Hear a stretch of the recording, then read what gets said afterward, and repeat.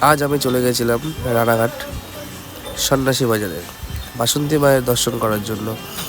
সেখানে গিয়ে দেখলাম ওয়াও, কত সুন্দর! মাকে দেখে মনটা ভরে গেল।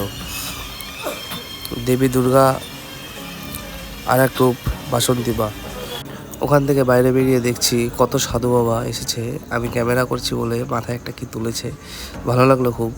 আর গলার অবস্থাটা খুব একটা ভালো নেই, খুব ঠান্ডা লেগেছে, বুঝতেই তো পারছো তোমরা। এই মেলাটা 15-20 দিন থাকবে।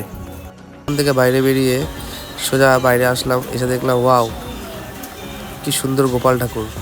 আর মেলাটা বসেছে, খুব সুন্দর সুন্দর জিনিসপত্র, শাখা শঙ্খ সব কিছু এখানে পাওয়া যায়। আর শুনেছি এই মায়ের কাছে যা মানত করা যায় তা সফল হয়।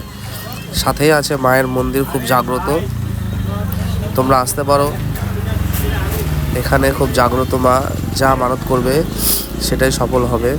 সোজা চলে গেলাম মেলার ভিতরে। প্রথম দিনে এতটা ভিড় আমি কোনোদিনই ভাবতে পারিনি যে এতটা ভিড় হবে।